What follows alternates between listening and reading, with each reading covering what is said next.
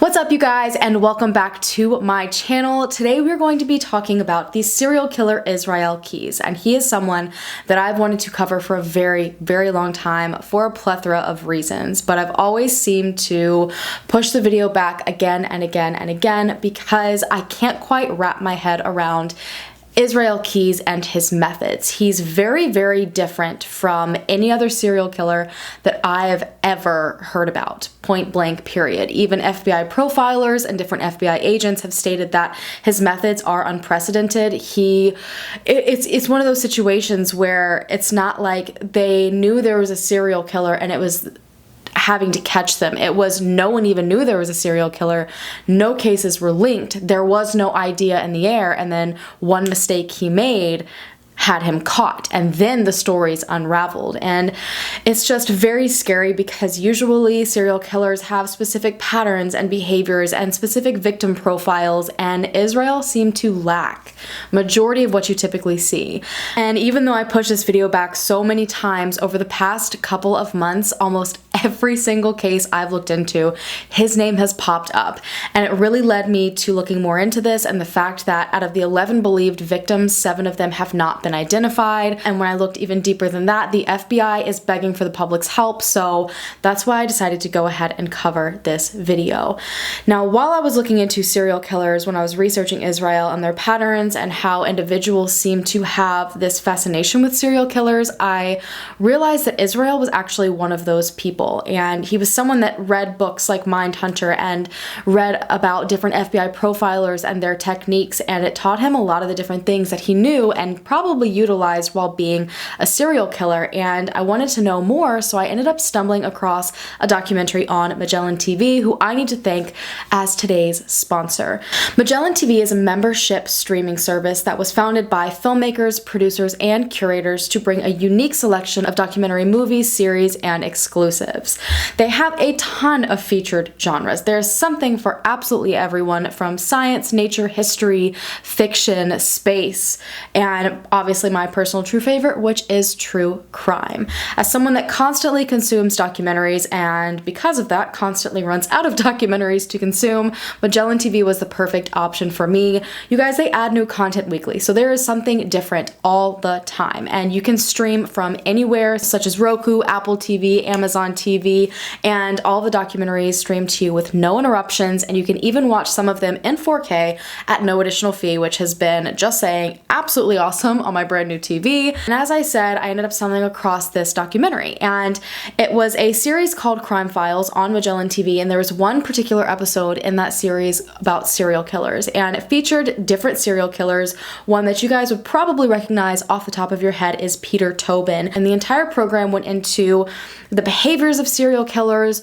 what you expect, kind of what you don't expect, and then it threw in this fictional element that I found so fascinating about how we seem to kind of glamorize and romanticize and, all these things that happen with serial killers and all these books that are made, whether it's, real or if it's fiction. And it really fit into what I was looking into specifically when it came to Israel Keyes and his behavior, and about how we consume information about serial killers, how that can change our perspective of them, and in Israel's case, how it may have taught him to do the things that he did.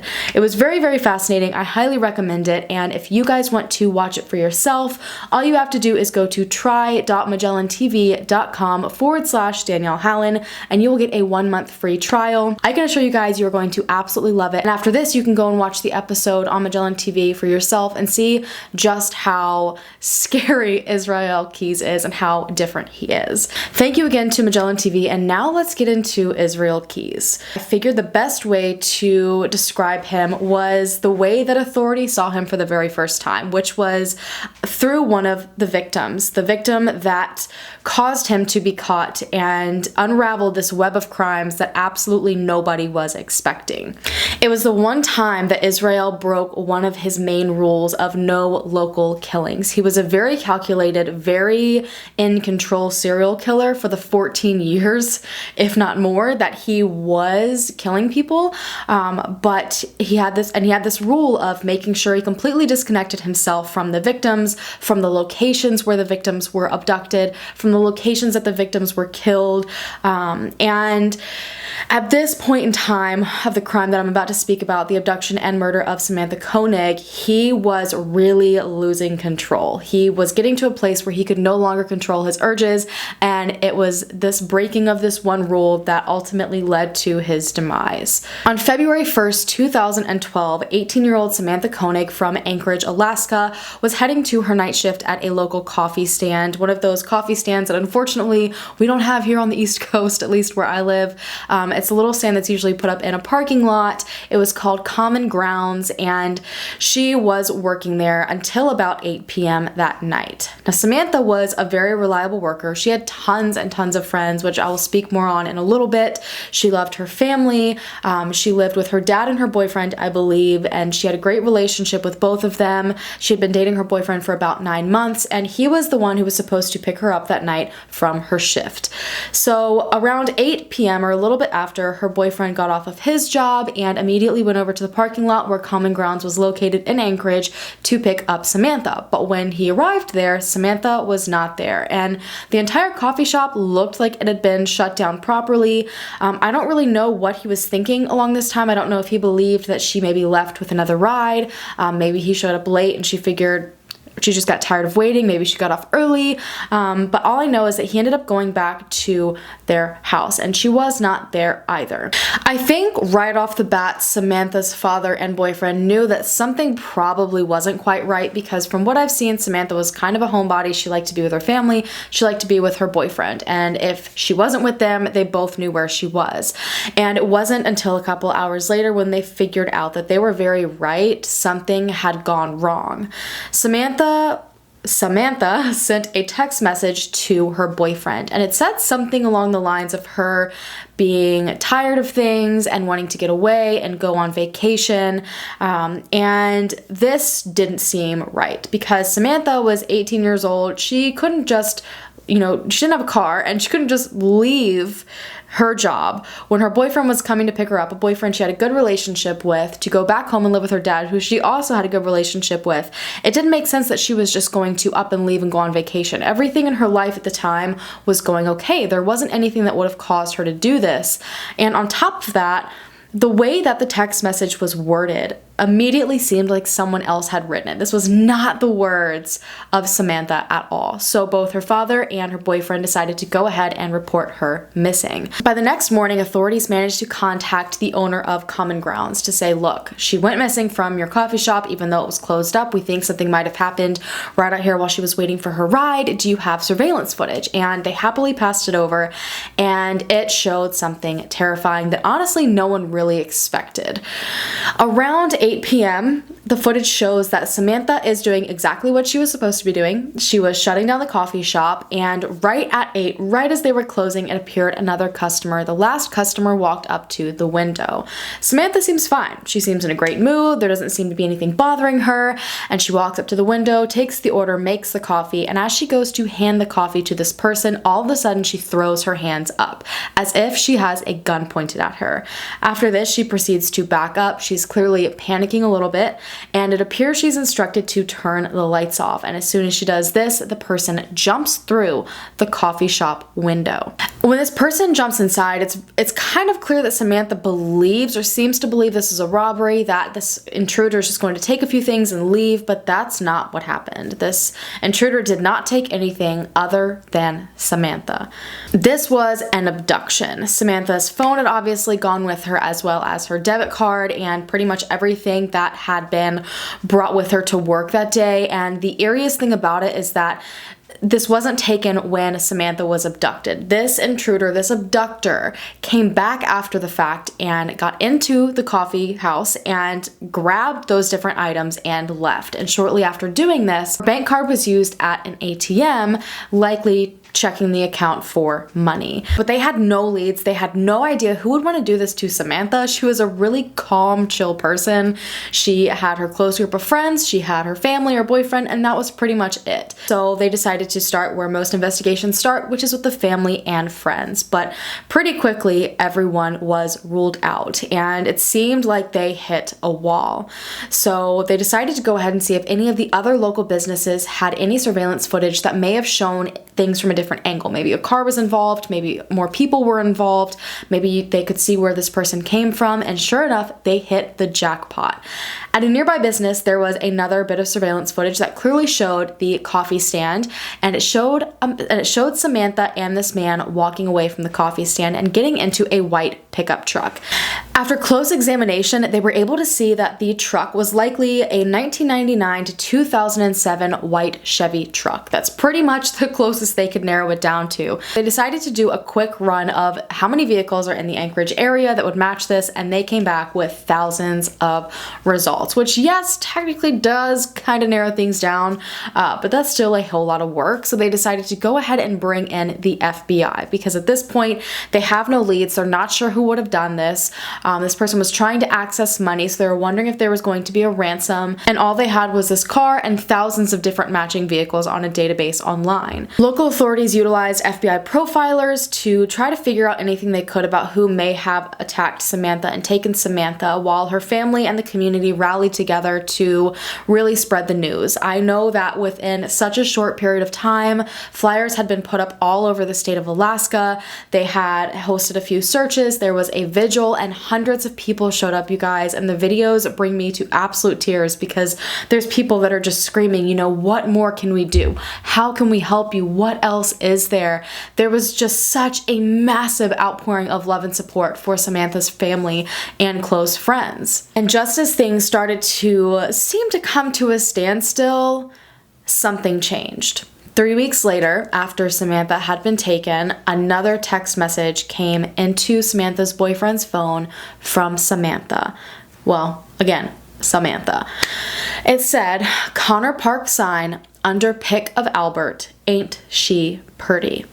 Now, Connor Park was just outside of downtown Anchorage, and her family decided to rush to this location to see what was going on, and they spotted a picture on the sign of a dog, and it said missing dog, Albert. Albert was his name.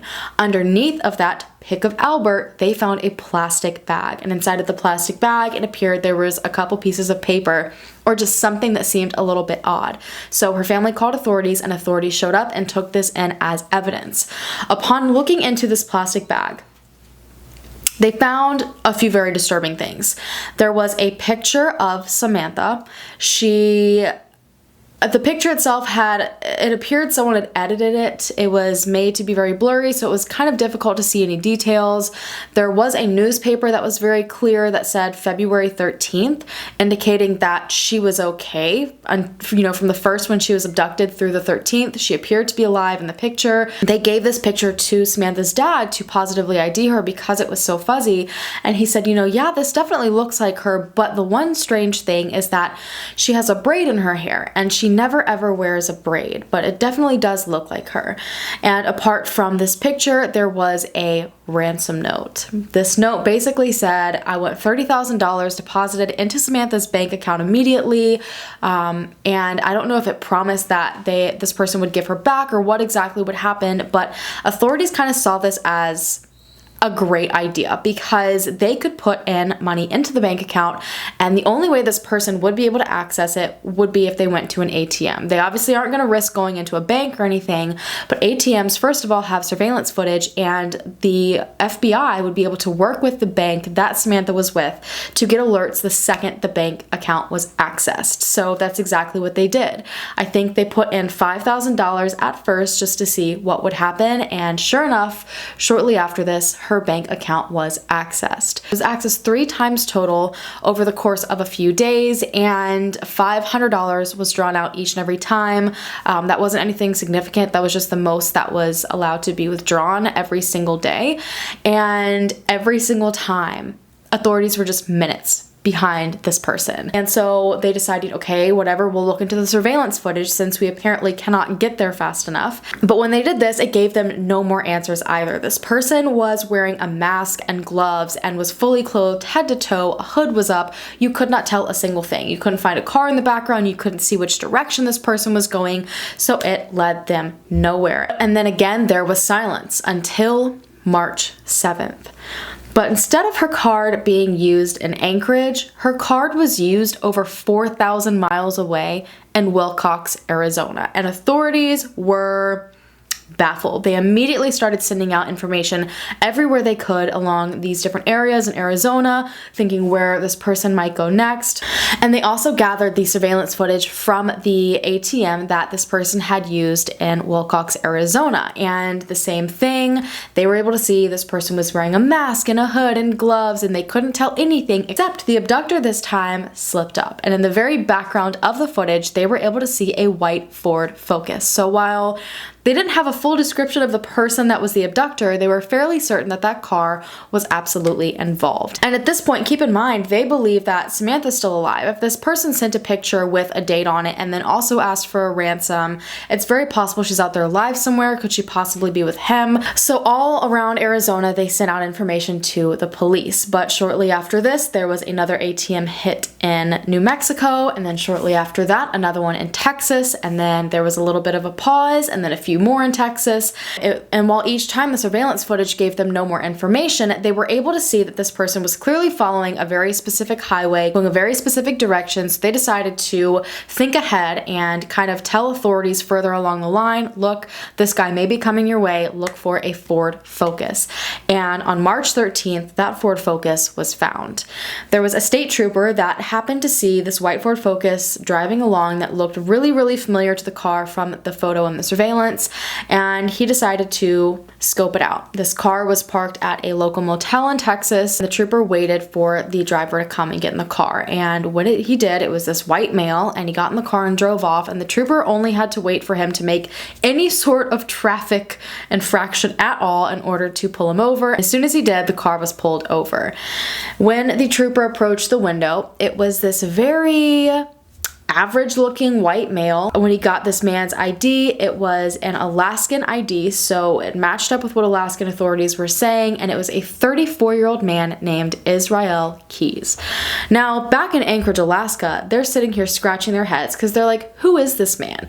How was he not on our radar? This seems so absolutely random. Why would he up and choose this young woman to attack? So they looked into his criminal record, and that didn't make anything any more clear either, because he only had one DUI. He had been in the army, like, clean record other than that. But sure enough, when the trooper searched his car, the trooper found Samantha Koenig's cell phone, her debit card, a handful of other things, as well as a gun, a .22 caliber gun. So they arrested Israel Keyes and brought him into jail. Now, back in Anchorage, they have all this information, and they're like, maybe he took this car, maybe this is a thief that just took something from this area and then ran with it, not knowing it had anything to do with the disappearance. They had to have more information. So they decided to go and check at his house. And when they arrived, the first thing they saw when they pulled up was a white Chevy truck matching the truck seen in the surveillance footage by Common Grounds coffee stand. At this point, this was enough for them to extradite Israel Keyes back to Anchorage, but that didn't happen for about 2 weeks. There's this huge potential that Samantha's out there alive somewhere and that Israel can give them information. He apparently was not speaking to anyone down in Texas, but when he got back to Anchorage, it seems like everything he didn't say just began to flow. Israel Keyes openly admitted to killing Samantha Koenig, but he said that he would not give them the details until he had, get this, a Starbucks Americano, a Snickers, and a cigar, a very special type of cigar. And at this point, they just wanted the information from him, so they got him all of these things he asked for, and he just started spewing out this horrific story. And the investigators that were speaking to him at the time said that he was telling this story as if he was telling you what he had for lunch. And when you hear what he says and what he did, the fact that any person was able to just so casually tell this story makes me sick to my stomach. So Israel said that that night he stumbled across this coffee stand and decided that he wanted to take whoever was in it. He said that he chose this coffee stand simply because it was open. There was nothing else open around in the area, and this just happened to be there, so he was like, all right, cool, we'll do this. He said that he walked up, ordered a coffee, and then pulled a .22 caliber gun, likely the one that he had in his car, and pointed it at Samantha, telling her to turn the lights off. He then jumped in, like we saw in the surveillance footage. He told her that if she listened to him, that he would let her go. So that's why she was so compliant, is because he said, look, if you fight me, I'm gonna kill you, but if you do every single thing I say, if I get money, if I get this, if I get that, you will go back home to your family safe. He said he then took her to his truck that was parked nearby and back to his house. Now, Israel lived with his girlfriend and his daughter, who I think at the time was 10 years old. And he took Samantha back to his home, where they were at when he brought Samantha there. He used a shed that was outside of the home that apparently his daughter and girlfriend knew not to go into. It was like his personal private shed, his man cave, whatever. And he put Samantha in there. He tied her up, and then he decided to turn music on very loud so that nobody would hear her screaming or any noise that was coming from the shed, you know, because his family is in the house beside him. He proceeds to sexually assault Samantha, and then he, after this, heads back to the coffee shop, gets all of her items, probably coerced her PIN number out of her, because she's still under the assumption that if I give him information and if I, am cooperative with him, I will be let go. He goes and checks her bank account, and then he comes back and he does not let her go. He strangled and stabbed Samantha and then put her into, I believe, a box inside of this shed. But it just keeps getting worse. It just keeps getting worse from here. Immediately after killing this young woman and stuffing her body into a box, he goes inside of his home, packs up his bags, and flies to Louisiana with his family, where he hops on a cruise ship and enjoys the Caribbean for about 2 to 2.5 weeks. Immediately after abducting, lying to, strangling, sexually assaulting, stabbing, and killing this young woman, authorities at this point are listening to the way that he is telling this story. They're listening to the things that he did, the fact that there seemed to be no remorse. He did this as if it was routine, and they started to wonder if this was not the first time he had killed someone. But he had never been on their radar before, and this was just so random off the wall that they weren't quite sure what to think. Israel told authorities that when he arrived back from his vacation, he realized that Samantha's body had frozen while he was gone because of the low temperatures in Alaska. And he knew that it would be very difficult to dispose of a frozen body, so he somehow thawed her body out, but he took it a step further. He took makeup, which all I can think about is, did he take his girlfriend's makeup? He took makeup and applied it on Samantha to make her look more alive, in his own words. And he braided her hair, which is also why her dad, didn't recognize her really that much at first, because her hair was braided and she never did that. Well, that's because her killer did it. And he posed her, making her look alive, and purposely made that photo fuzzy that was given to authorities on that sign, to make it seem like she was alive so that he could get that mass amount of money. So that picture, she had actually been dead the entire time. She had been thawed out and makeup had been applied to her so that it would seem she was alive. After that, he sent the text message to Samantha's boyfriend. He said that he decided to dismember Samantha, and then he took 3 separate trips to Matanuska Lake, which was about 30 miles away. And this lake was a very deep lake. He said he specifically wanted to look for a deep one, and he realized that this lake was known for ice fishing. So there were lots of people on the lake, and he had to be a little bit sneaky. So he drilled a hole, and in between casting his line for fishing, he would slip in pieces of Samantha's body. He caught fish. He told authorities that he caught fish while he was throwing parts of Samantha down to the bottom of this icy lake, and he took those same fish and he took them home to his family, cooked them, and fed them to his family. Just like he likely used his girlfriend's makeup on a girl that had been dead for 2 weeks and then probably put it back.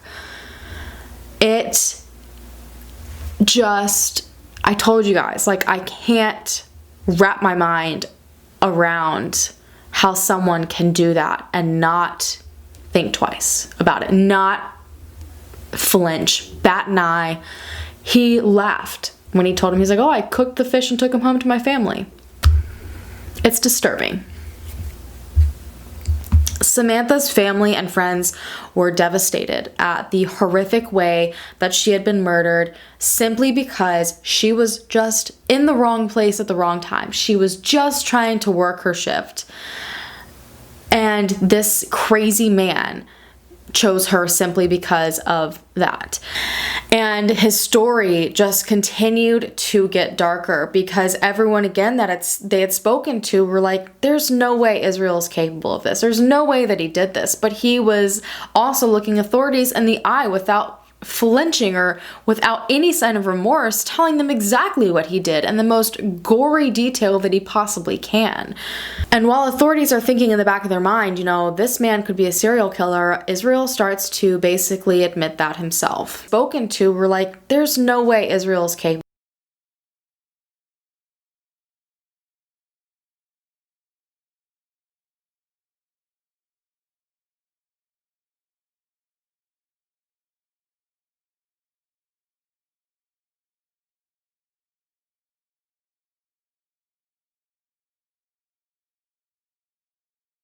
of this. There's no way that he did this, but he was also looking authorities in the eye without.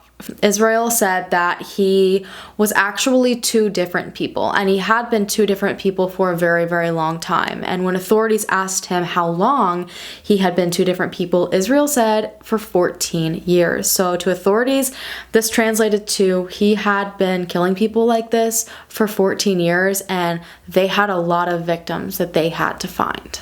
Israel was eager to speak about the fact that he had murdered before, and he was not shy at all about giving authorities details about it. He would throw in bits of information here and there about very obvious different murders. It was never things like, you know, the person's name or where necessarily exactly it happened. He would sometimes give a state, but mainly it was just him describing exactly what he did to the person, again, in gory detail. And the more authorities pushed him, the more that he would run them around in circles. It was very clear that Israel was a very smart and calculated person, and he knew exactly what he was doing while in these interviews with authorities. He had probably thought this out multiple different times over the past 14 years and what he wanted to say and what he didn't want to say, and most of all, Israel wanted control. He wanted control while he was in this room, which is why he asked for the Americano, why he asked for the cigar, why he asked for all these very specific things. It was clear he was not handing this information over easily. Even though he wanted to talk about it, he made sure he didn't talk about it in a way that he would lose any control of the situation. Authorities decided to go ahead and look into all of his bank records and his travel history, and they wanted to see, you know, where has he been? What has he done? Is this something he's just done locally? Clearly he drove halfway across the country. You know, is that something he's been doing? And that became the reality, that Israel Keyes had been absolutely everywhere. And when they started looking into who he was and how he grew up, the scary story just continued. Israel Keyes had been born in Cove, Utah on January 7th, 1978 to Heidi and Jeffrey Keyes. He was the second oldest son of 10 children total, and they lived a rather unusual life. His parents did not believe in any sort of modern medicine. They did not believe in government interference of any kind. They did not believe in a lot of different religions, which I'll get into deeper into this video. They also did not believe in public schooling. So Israel and all of his siblings never knew typical socialization skills or majority of the things that most people in the world were experiencing. They grew up knowing absolutely nothing. They lived in the middle of nowhere most of the time, which again I'll describe deeper in a little bit. They were raised in the middle of the woods with no electricity, no heat, no outside contact with the world other than the churches they would go to, which had bizarre ideals, and it was an interesting childhood. At the age of 5, his family moved from Cove, Utah to Colville, Washington. And this is where he ended up spending majority of his childhood. I believe he actually lived here till he went to the Army, which I believe was in 1998. So he spent most of his childhood here, and they lived up on a mountain, again in the middle of nowhere, and they picked this spot particularly because the pathway to get up this mountain to and from their house was impassable majority of the year because of the snow. And they wanted it this way. They didn't want people to come and bother them. They didn't want to have to go down and see people. They really wanted to just live in their own little bubble. When they were in Utah, they were in the Church of Latter-day Saints, but when they came to Washington, they joined a church called the Ark. And for a lot of you that have heard of the Ark before, you're probably like, oh, this all makes sense now. Now, the Ark, in a nutshell, from my research and seeing statements from those that knew Israel that were also a part of the church, it's Christian identity theology, which essentially is where it's Christianity. You believe that any race other than white is subhuman.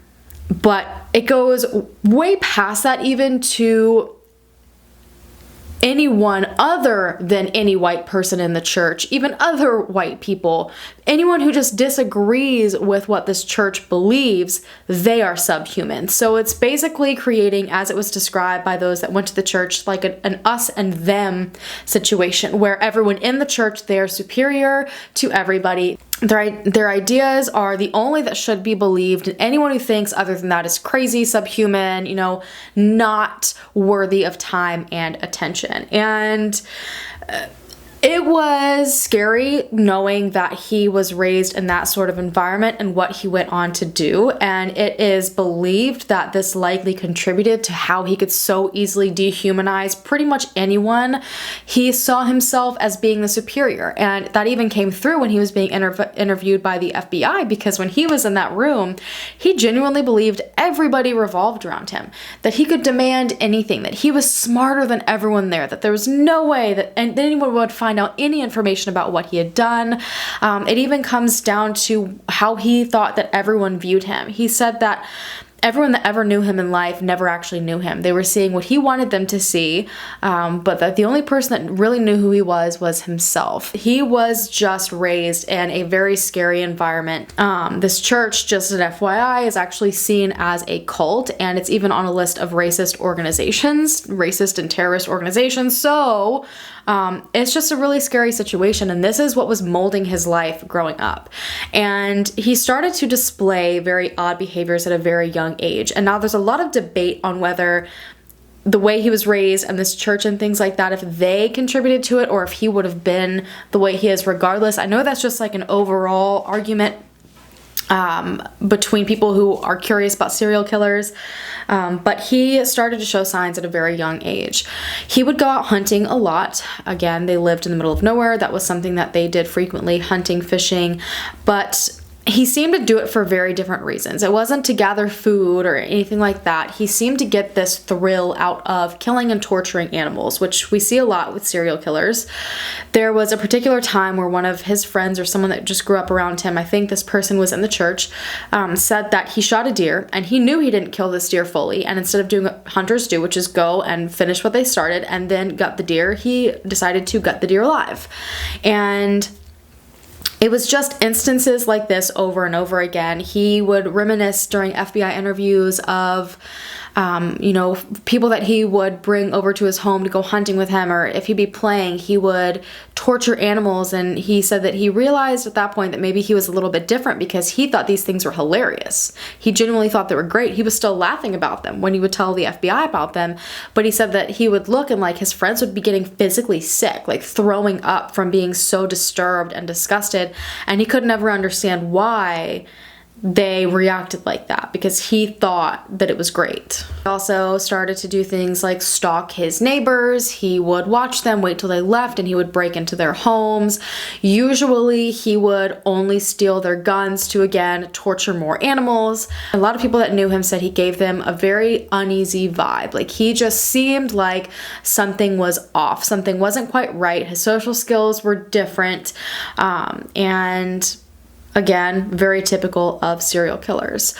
By the late 90s, his family moved to Oregon, and I feel like around this time is when he split ways from his family. He told his family that he no longer believed the same faith that they did, and instead he was looking into Satanism. When his dad ended up disowning him because of this, and I know that he did have some contact with the rest of his family, but I think at this point he was pretty much on his own. In 1998, shortly after this, he decided to join the United States Army. According to what Israel told the FBI agents, it was because he was so excited to be in the army to have to use survival skills. He loved the idea of like walking a fine line between life and death and proving again that he was superior and he could stay alive. And he did great in the army. He excelled very, very fast. He was stationed for, I think, 6 months in Egypt, and I think he like harassed people while he was over in Egypt, mainly sex workers, and he also went on to work in Fort Hood, which, oh boy, oh boy.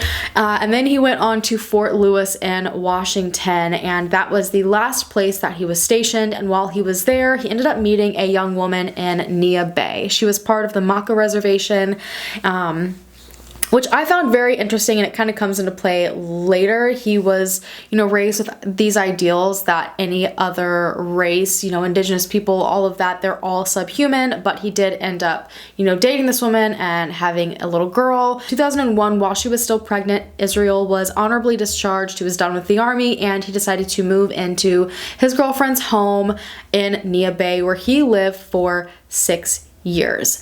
But while it seems like he's still living this average life, this is actually when things really started to go downhill, and some people question if it happened even prior to the army.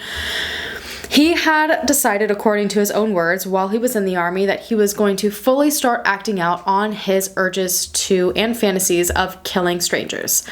He said that he had known since the time he was 14, when he read the book Mindhunter, which makes me sick to my stomach because it's one of my favorites, and I can't believe that contributed to this man and what he decided to do. But he said that he, after reading Mindhunter, realized he wasn't alone. He was reading about other serial killers and was like, oh great, I'm one of those, I fit into that. So shortly after moving in with his girlfriend, he got a job working on the Olympic Peninsula in the Parks and Recreation Department, which pretty much again just gave him access to learning all this information about rivers and lakes, deep lakes, and different areas that were way off grid, and this probably gave him a ton of knowledge and things that he used when he really started to kill people. And then he eventually ended up in Anchorage. He split up with his girlfriend, his daughter's mother, and ended up with another woman, and he moved with her and his daughter to Anchorage.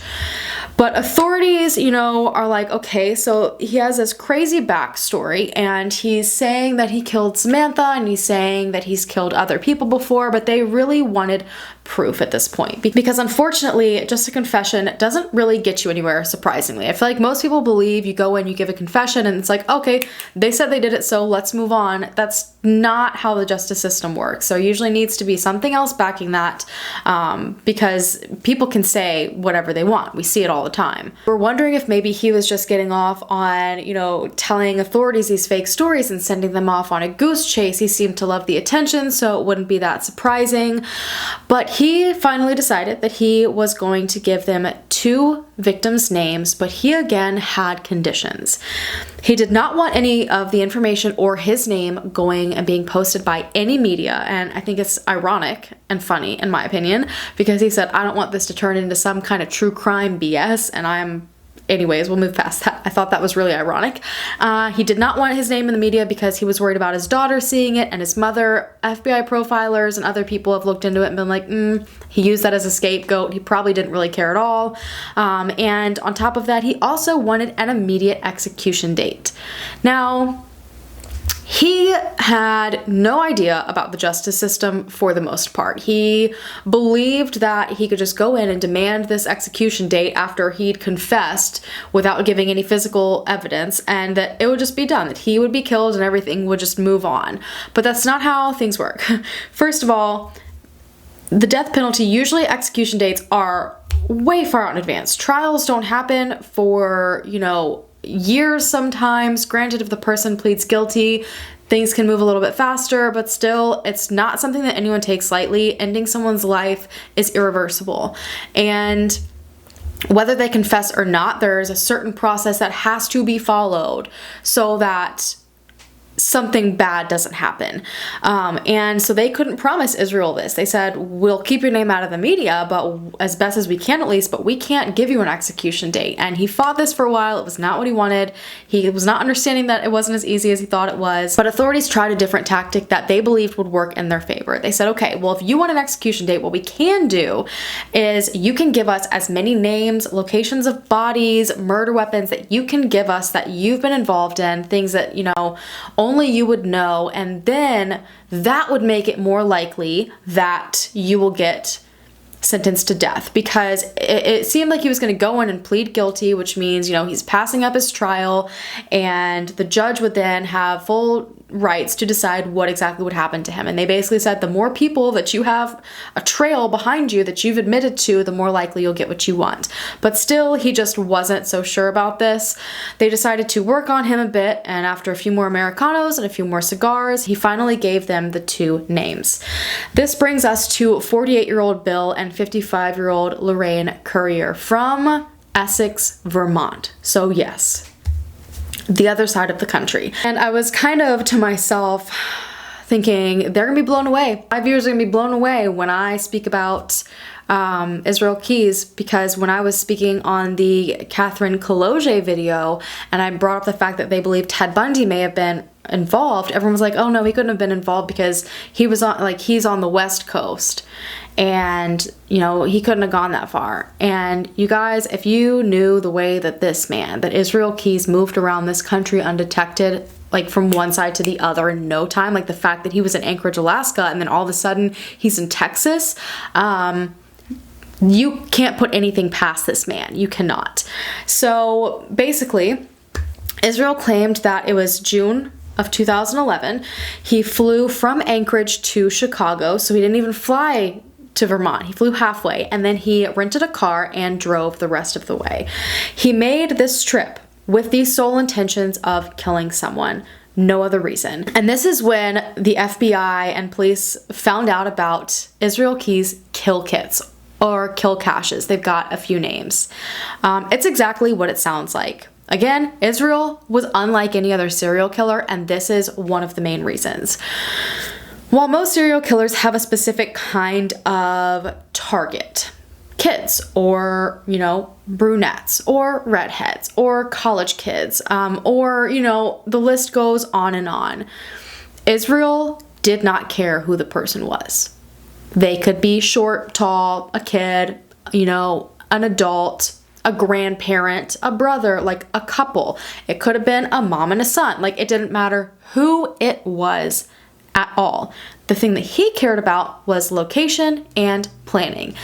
So Israel traveled all over the country. There was evidence that he had been in Vermont and Texas, New Mexico, Alaska, Washington, Oregon, California, Wyoming.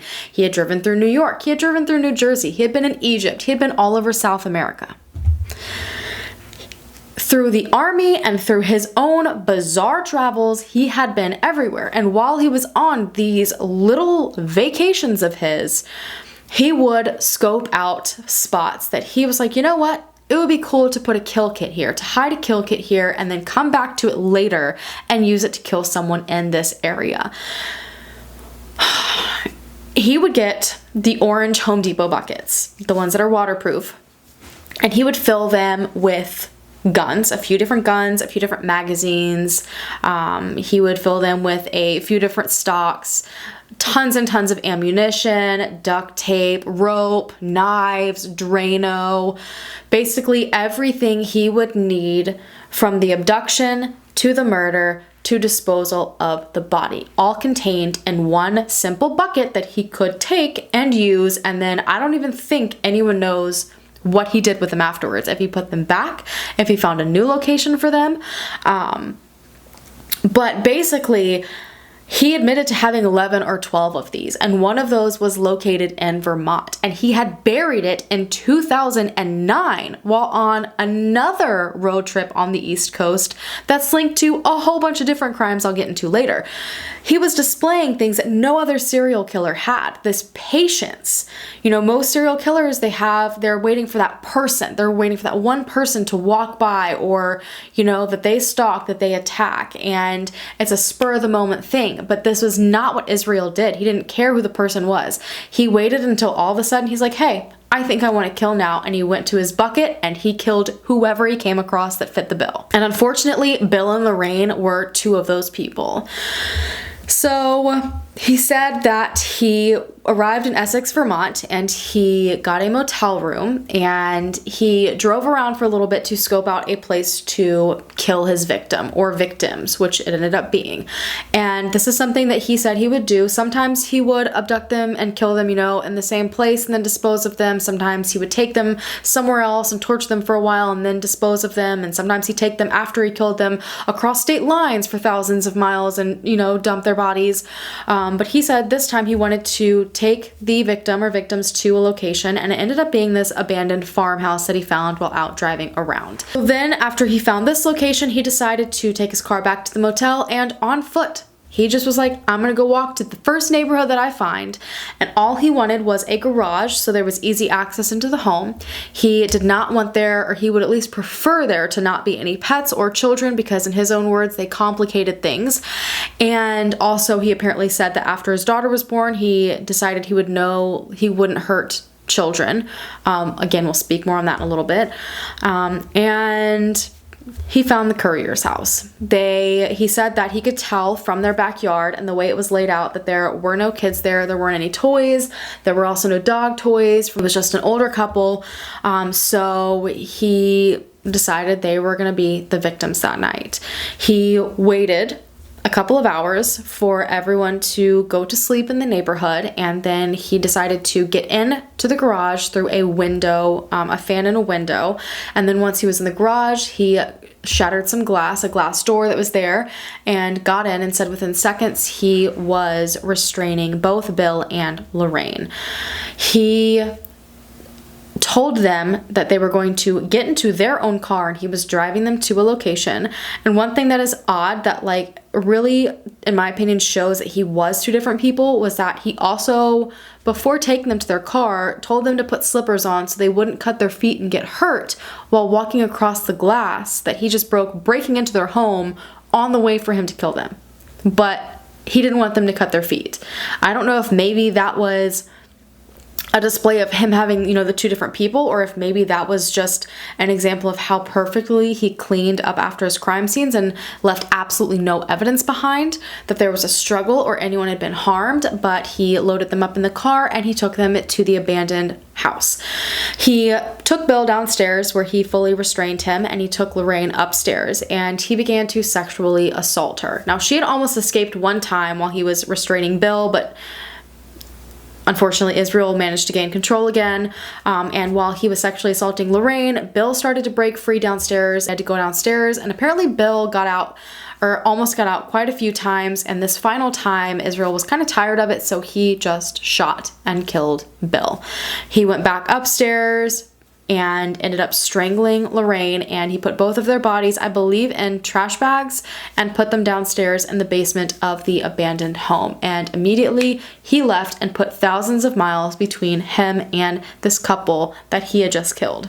He ditched their car and left absolutely no evidence behind. When authorities heard about the fact, and it was reported that Bill and Lorraine were missing, they said it was bizarre. It was like they literally just vanished, because if it was a break-in, you would expect a struggle.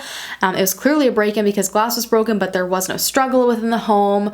It didn't appear anything was taken, so robbery wasn't the motive. It appeared as if they left willingly, so that was just very strange to authorities.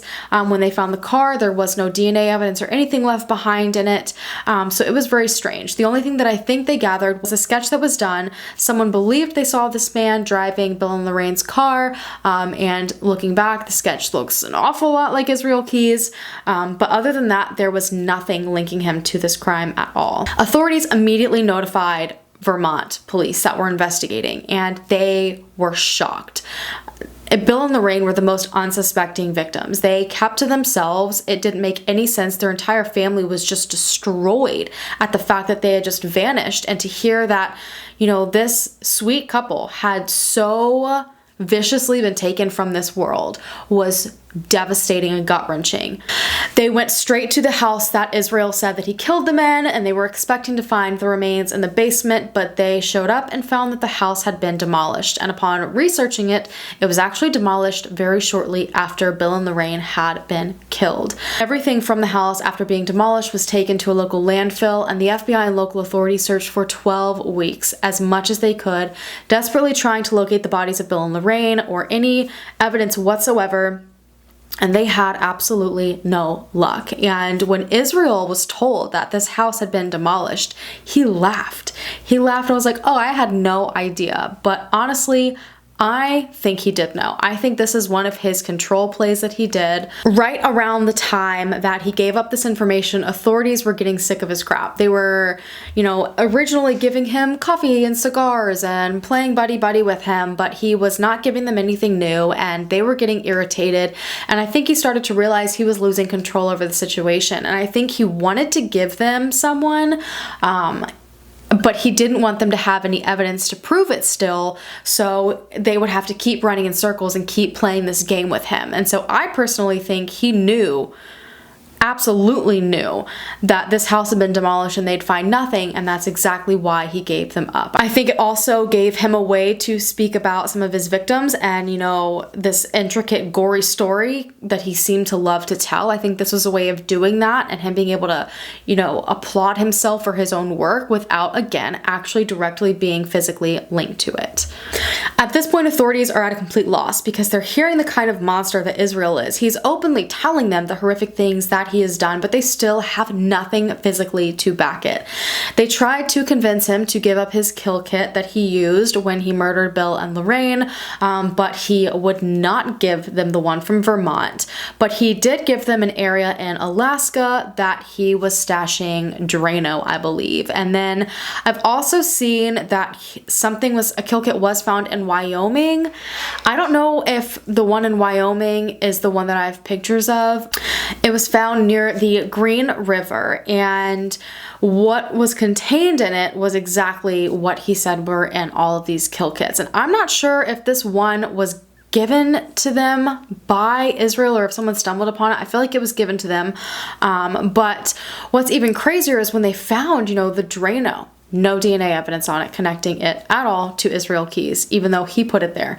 When they found this kill kit, initially they were finding absolutely nothing at all on it. They did in fact find a silencer in Vermont that Israel led them to.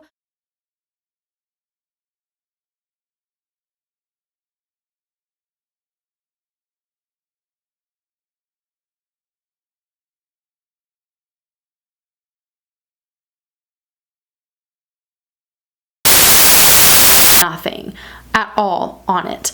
They did in fact find a silencer in Vermont that Israel led them to.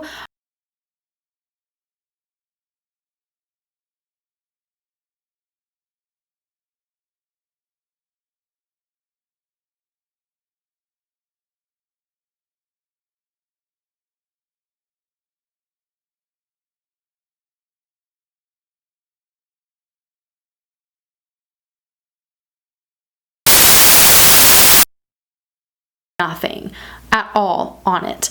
They did in fact find a silencer in Vermont that Israel led them to.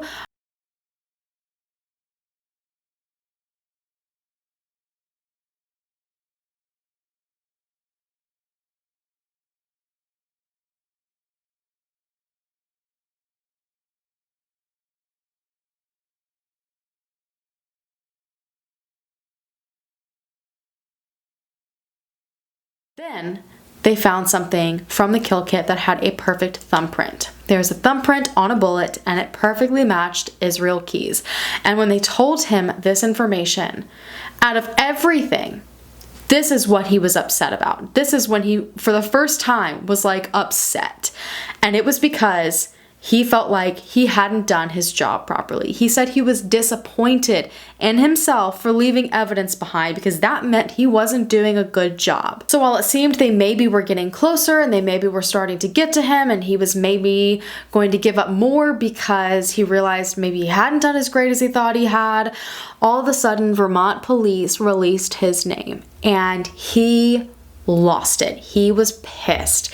He said that that was, the one thing that he had been holding on to, that they had promised him, that they absolutely could give him. All this trust was totally gone. He was like, everything I've said now is going to be out. I'm sure you're going to tell everyone everything. I don't want those stories to be out like that. I was going to tell you more and now I'm not going to. It was a really scary situation for the FBI agents working with him because they're like, great, like we had gotten so far. We've played these games with him. We've, exhausted ourselves for months now, and now it's completely ruined. But Israel still was slowly giving information. They could just tell they were beginning to lose him. He stopped accepting cigars. He stopped asking for Snickers. I mean, they would bring him coffee and he'd be like, no, I'm trying to stop drinking that. Just things like that. He was trying to take back control because he felt like he lost it. And to Israel, that was the worst thing to ever happen to him, was to lose control. But they kept pushing him and they kept pushing him, and he slowly started to give them a little bit more information.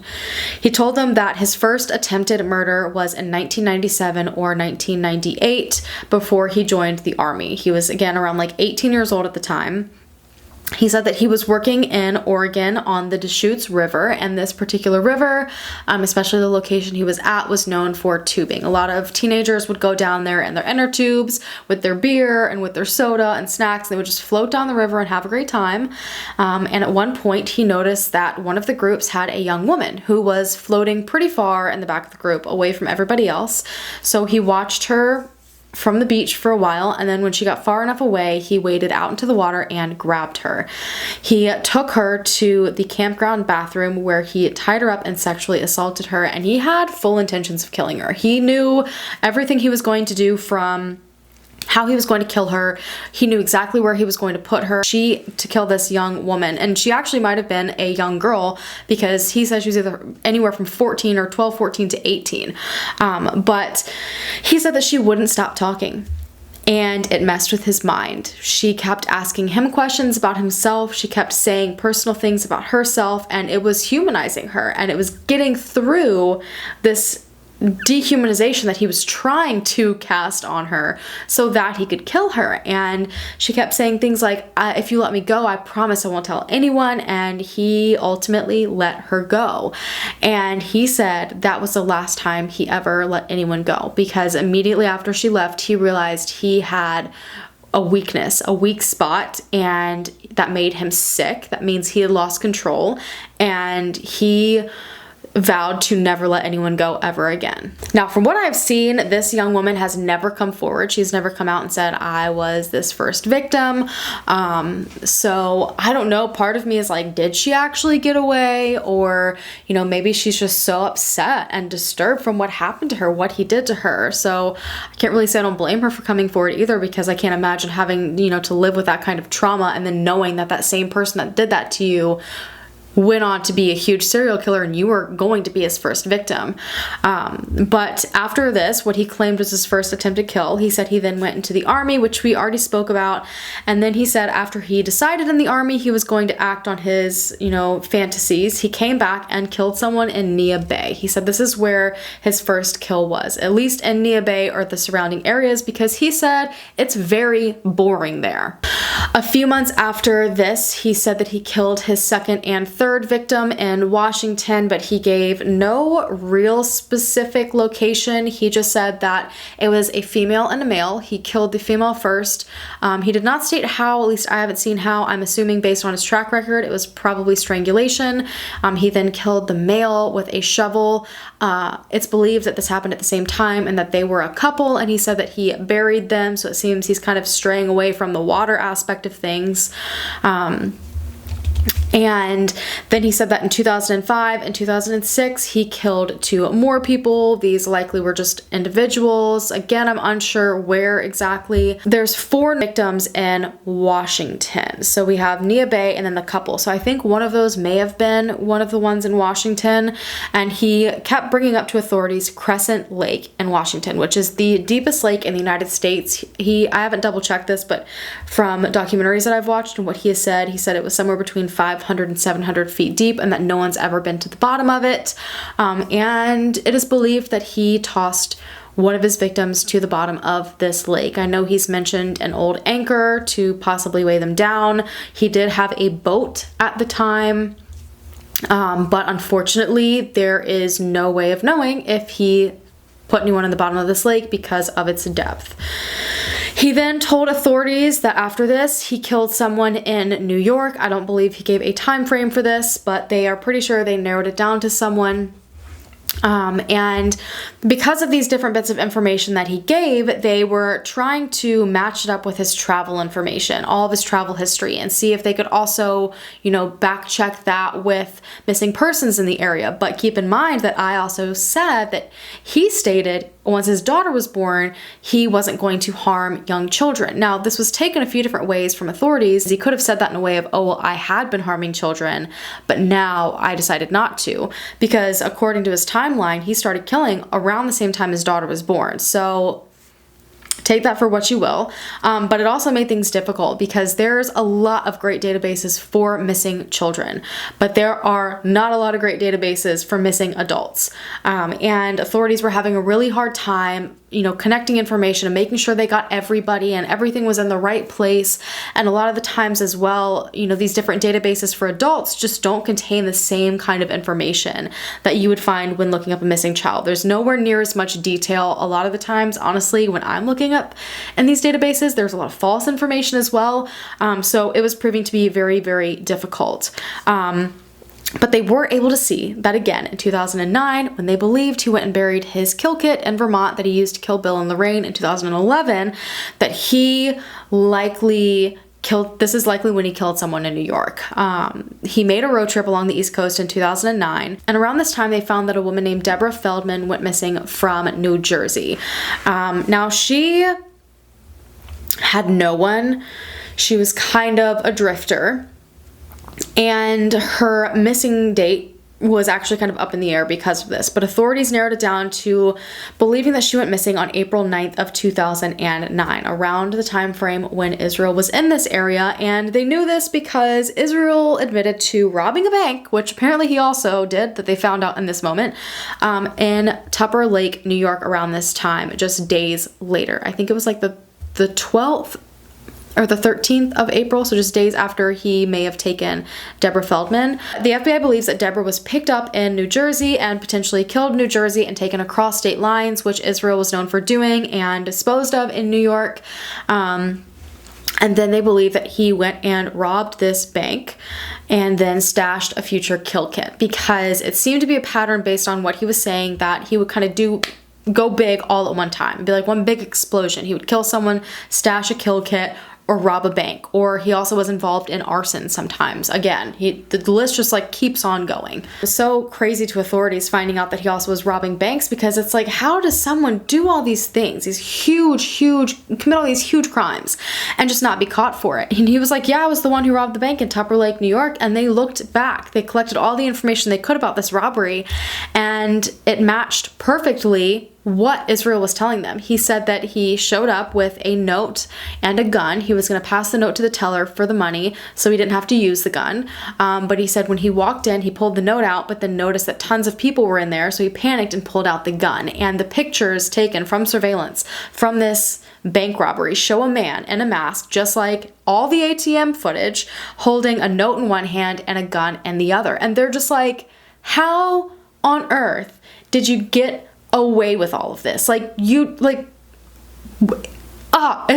even have words for it. But this kind of outed one of the big things that he did that could potentially find other victims, is that he seemed to kind of hit a lot of places all at one time, and a string of locations, travel, rob a bank, kill someone, make a kill kit. It all was connected.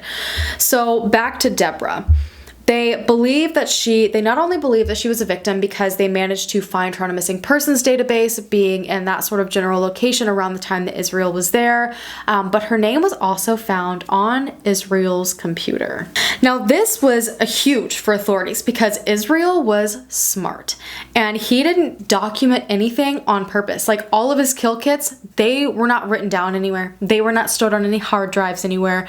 They were all memory and memory alone. That's it, which is absolutely insane because he just like randomly drives by a location, puts a kill kit there, and then somehow remembers exactly where that random location he's never been to other than that one time. He somehow remembers that. But he had her name on the computer. And apparently, according to interviews that I've heard, there are a lot of names on his computer. And I don't know what else there is about that. Obviously, that's not linked to any more cases, at least that they know of. But they thought this was a big deal. So they decided to kind of sit down and confront him about this in a very different way. They had a lineup of people that they said could have been victims, and Deborah's picture was in this lineup. And as soon as they got to him, for the first time ever, Israel cracked because he didn't give them information. They came to him a step ahead, and he freaked out. He started to shake. He said, "Oh, no, I don't know her. I know nothing about this woman." And they were like, "Her name was on your computer." And he's like, "Wait a minute, what? Like, I don't know anything about names being on my computer." He started to freak out because he realized that he again was losing at his own game. Becoming very obvious at this point that he was just no longer really able to control himself the way that he thought that he could. He would act out his fantasies when he was younger on animals, and that was easy to do because he lived in the middle of nowhere and they would hunt and no one would question it. He didn't really have to hide too much. And then when he went out into the world after being, raised in the woods for his entire life, he realized that he had urges to kill people as well, but that was going to be a little bit more difficult. And then he started, killing people, and he had perfected that, and he knew just how to do it. He had read Mindhunter. He had read all these books, and he knew what he was doing, and he was getting away with it. So he thought he was doing a great job, but then his urges would come, more frequently, and he was losing control because of that. While he was using those different ATMs through, New Mexico and Texas and Arizona, he actually was on his way to his sister's wedding. So I think that whole trip wasn't even him running. It sounds like it was just him going on a planned trip. And these planned trips is when he would coordinate these different times he would kill.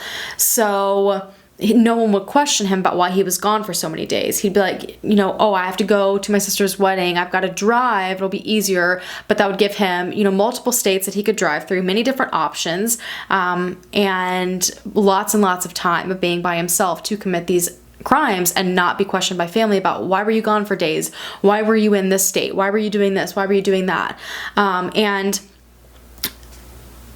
This wedding was literally in between his last two bank transactions after he killed Samantha, right before they caught him in Texas. So I believe he likely was planning on killing someone along that trip, and he just couldn't wait any longer. So he acted in Anchorage to kind of hold him over until he could reach one of his kill kits and do what he planned to do. He said he saw a couple that he was stalking at a park in Anchorage, and he was going to shoot both of them. So again, he's kind of straying from what he normally did. He preferred, to ambush these people, to have time with them and then strangle them for the most part. But he was so antsy to kill someone that he was just going to shoot these people in a park.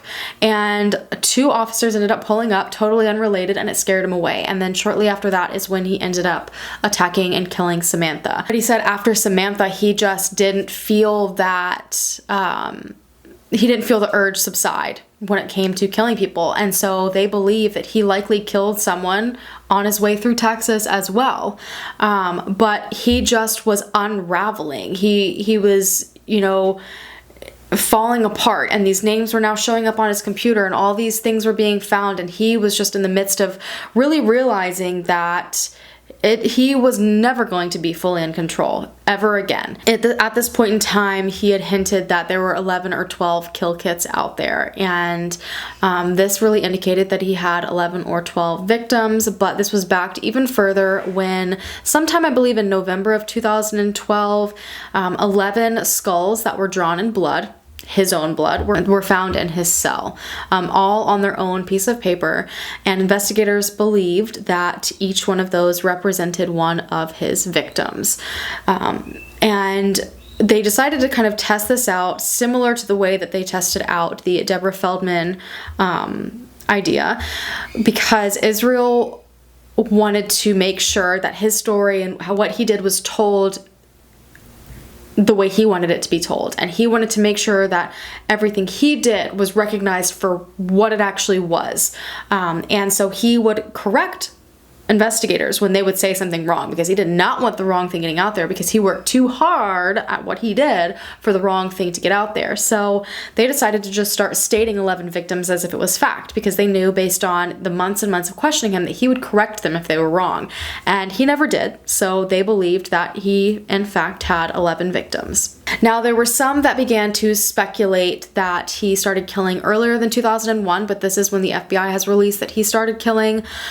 First of all, like I said before, he said that after his daughter was born, he wasn't going to harm children. So some believe that means that he was harming children prior to this, meaning that he was harming children before the army, which would have been like 97, 98. And we do know that he attacked that young woman around the time, the one that he let go.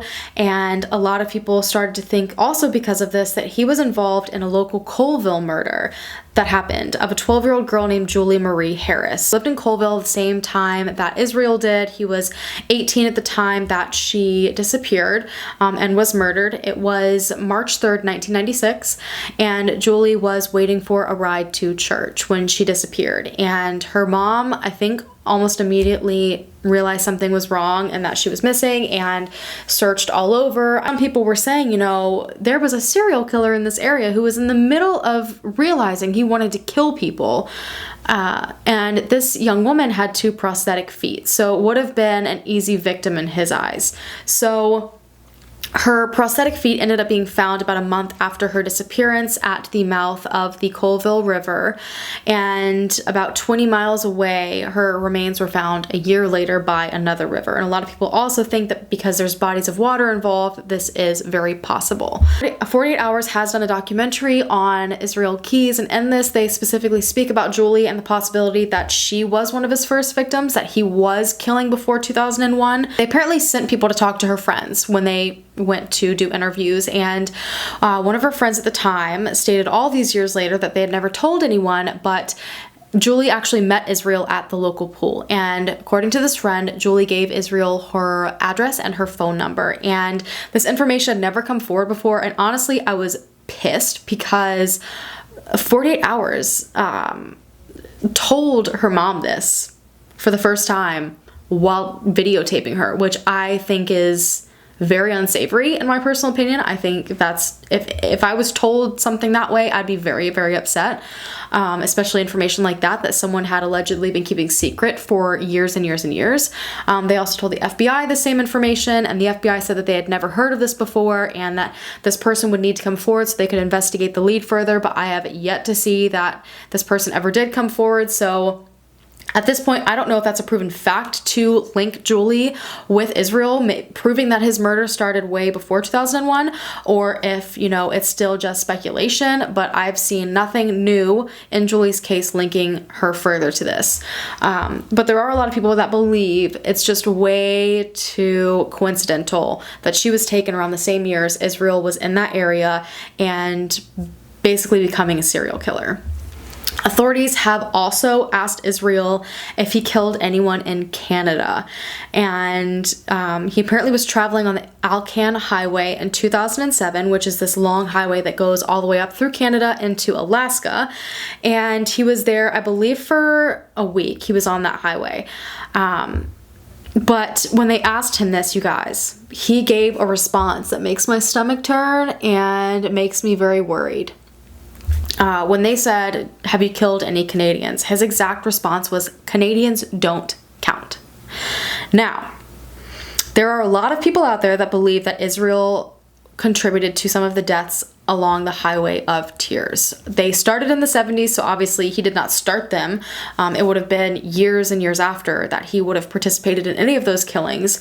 But a lot of people believe because he was raised in the Ark Church, believing that any other race is subhuman, that maybe this is kind of him, you know, easily being able to kill these indigenous women and children. Some people have said, oh, there's no way he did this because he had a, you know, child with someone that was an indigenous woman, but I think that means absolutely not crap. I don't think that speaks anything of him, personally, but the thing that bothers me is that, you know, he was raised thinking that he was superior, and the way that he said it, that Canadians don't count, when, you know, most of the population over that way is Indigenous Canadians, is that maybe it's just raising the superior red flag to me, if you're picking up what I'm throwing down.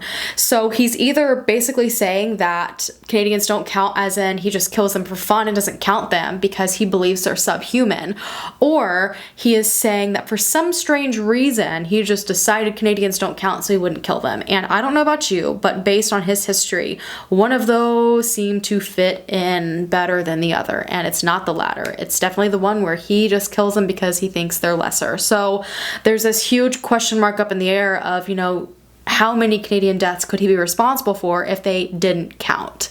Unfortunately, Israel continued to slip away from helping authorities. They tried everything they absolutely could. They said that there were times where they were preparing presentations to give Israel. Like, they got to the point where they knew they just had to keep him going, and they wanted to please him any way they could to get more information. And they would remember walking to go have a meeting with him and think, you know, I can't believe I'm preparing a presentation for a serial killer. But they had no other choice. They felt like they had to do this. Finally, on November 30th, 2012, they finally got him to agree to help locate his kill kits. They came up with this idea that they wanted to give him back control, because that seemed to be where things switched, is when he lost control. So they were going to let him use Google Maps, obviously alongside FBI investigators, as well as a drone to fly remotely, and he could tell them a general location, and then he would be able to fly the drone himself and take them to these kids. They figured, one, he would enjoy feeling like he's out in the world and in these locations that clearly he had some sort of connection to, and two, he would feel so in control. And sure enough, he took the bait and he agreed to do this. But 2 days after this, on December 2nd, 2012, Israel Keyes was found dead in his cell. He had ended his life. He left behind a note. It's a very long note. There is a transcription of it linked down below at the Murder Squad website. And it is hands down one of the most unsettling things I have ever read. It essentially was just him kind of like talking about his hatred for America and how nobody's free and like all these things like that, and him reminiscing on murdering people. And it sounds like he was maybe speaking of like one person in particular, and like he was describing in detail, you know, wondering what they would look like covered in blood. And like, it was so upsetting and disturbing, and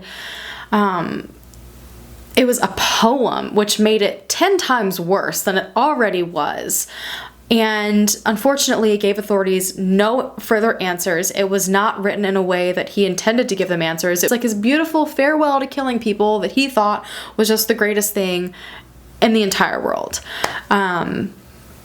At this point, like I said, there's at least 7 more victims unknown that are out there, and I think honestly that the count is likely way higher than that. Personally, the way he spoke about the Canadians, that they don't count, I think, you know, being the closest he could get away from his home in Alaska and Washington across, like, you know, country borders, I think it's so possible that he used that as a hotspot. If you think about the indigenous population there as well, they're overlooked all the time when it comes to criminal investigations. So they can go missing or be killed and nothing really happens with their case. So he could have seen that as the best opportunity possible to kill as many people as possible and satisfy his urges without anything bad happening to him. But the FBI, as I stated in the beginning of this video, is begging for the public's help, and they have been for a few years now. There was an author named Maureen Callahan, and you can thank this woman for pretty much all of the information that I have just brought you, because before she fought the government, majority of this information was not released to the public. She wrote a book called American Predator, and it just released, I believe, in 2019, and she first reported on Israel Keyes, I believe, right after he was captured in 2012. And she couldn't get away from his story. And she kept trying to find more and realized authorities weren't releasing anything. And she spent, I think, about 5 or 6 years working on this book. But she spent $30,000 of her own money fighting the government, hiring crazy lawyers to help her get them released, these documents. Because for some bizarre reason, and like, I personally do not understand this, even after he died, authorities would not release anything. And that's frustrating to me because his case, he went God knows how many places, you guys. He was all over the country. He was in multiple different countries, and there's just no way that you can help locate victims after someone has ended their life and can no longer help you. There's no way to locate those victims without some sort of help, without people being aware of what is going on around them. You know, people in those towns and cities knowing what they should have, should be thinking about, and certain times that they may have seen something. And she fought so dang hard to get them to release the information. I still, to this day, do not understand why they felt the need to keep it private anyways. He was no longer alive. It's not like they were protecting the integrity of an investigation of someone that they could no longer try. But either way, they ended up eventually releasing everything. The FBI has an entire Facebook page dedicated to him, which I have linked down below. It is a very, very helpful resource. They have 5 separate videos up that are also on YouTube. There are 5 different interviews that were done with Israel Keyes, and they're all about an hour plus long. And they've got little voice recordings from very important snippets during those interviews. There's also an entire list of his whereabouts from 2001 to 2012. I'm talking dates that he left, airlines that he flew on, cars that he rented, their license plate numbers, the description of the vehicles, hotels that he stayed at, different places that he stopped at along the way.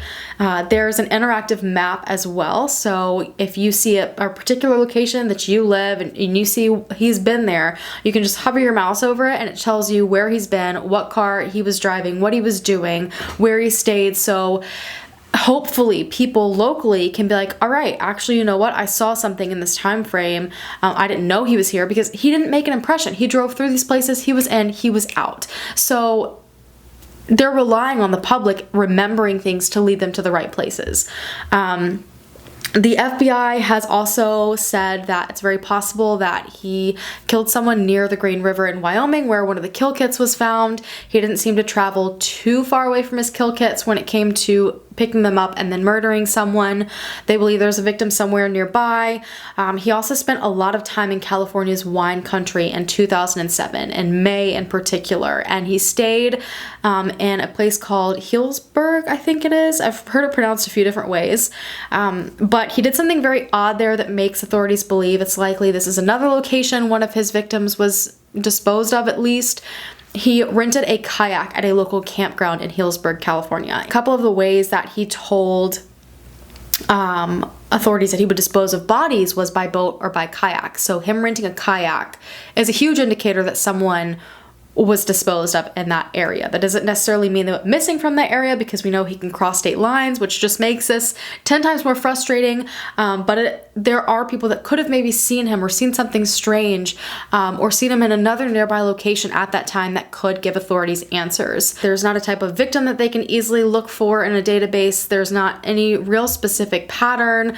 They're basically just looking at vague locations, times that he went to those locations, and are just hoping they'll find something along the way. But he would travel so far by car and would veer off. There's absolutely no telling. They also want people to watch out for these kill kits, because they are stashed. There's at least 10, if not 11 of them still out there somewhere.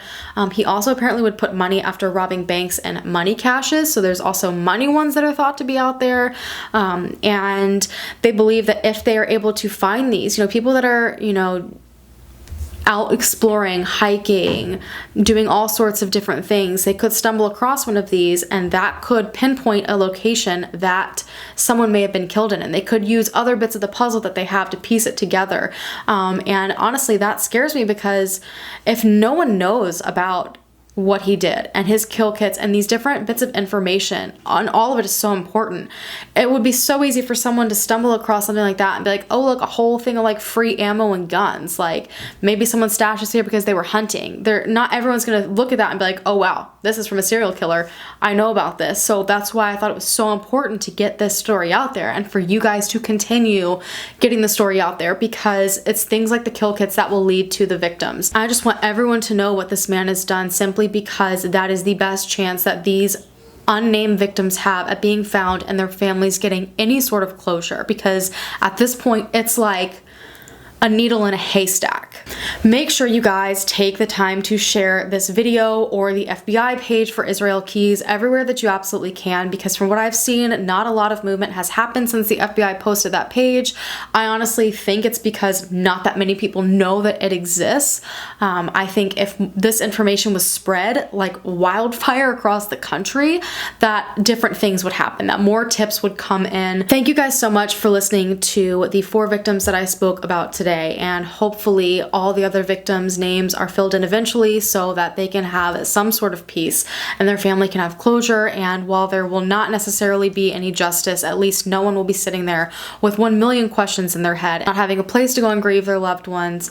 It's heartbreaking, and the things this man did were insane, and him ending his life was his final last-ditch effort at having full control. But on that note, you guys, I'm going to go ahead and go. Thank you so much for watching. If you haven't already, hit the subscribe button to become a part of the Hallen fam so we can hopefully bring them home together, and I will see you guys in my next video. Bye.